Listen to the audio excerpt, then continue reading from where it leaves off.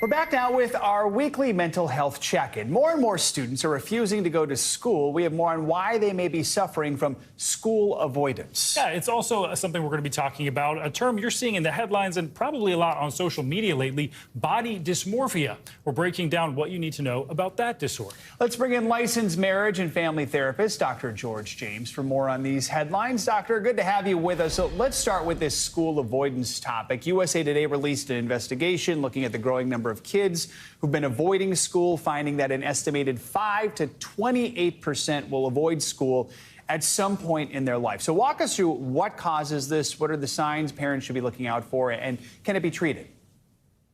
Good morning. Many students actually struggle with going to school. They feel some level of anxiety. And this is a profound aspect of this where the anxiety is so overwhelming that they don't want to go to school, that they don't want to be there. They actually have panic attacks on the way. They can feel helpless. They can be anxious. And this actually not only affects the students, but also families. So you want to look out to how is your student feeling going to school? What are they dealing with? You want to help them not avoid, but give them strategies, and most of all, seek help and support, because it's very overwhelming for everybody in this situation. And Doctor, wanted to ask about body dysmorphia. Several celebrities have come forward saying that they struggle with it on a daily basis. Megan Fox recently came forward talking about that. So what should we know about body dysmorphia and mental health, and how can people try to address that issue?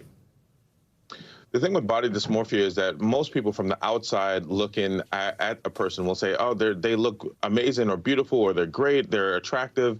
But internally, the person finds or sees a flaw within themselves. And that's what they now have a lot of stress and can be overwhelmed by. And that stress becomes something that they focus on and deliberate over. And it becomes something that can take over their entire life, even if they're a celebrity. And so they can also get some support and help, because it could lead to other mental health challenges. The biggest thing is don't minimize what they're experiencing, but help them and support them and allow them to hopefully get the help that they need by seeking a therapist or counselor to deal with it. A moment ago, we talked about anxiety. So more people are turning to anxiety rings as a way to cope with stress. Are these small trinkets actually helpful in dealing with anxiety symptoms? You know, in everything we talked about this morning, anxiety is a part of it. And so finding the strategy that helps you is important. For some folks, it might be the anxiety ring. It's a way to kind of distract in a healthy way.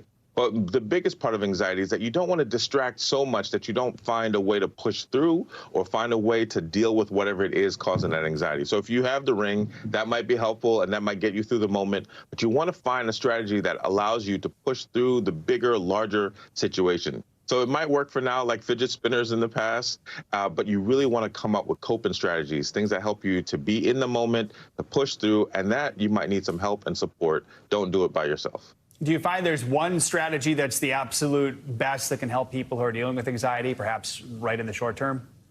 Yeah, I think breathing is really helpful, and also what we say in our own minds. Sometimes it's, I can do this, or I did this before, or I know that I can overcome this particular challenge, whatever it might be. Those things sometimes give us enough to kind of move through the moment, and then that anxiety dissipates, and then we have now confidence that we were able to overcome that particular challenge. Breathing and positive self-talk can actually go quite far. All right, Dr. George James, thanks so much.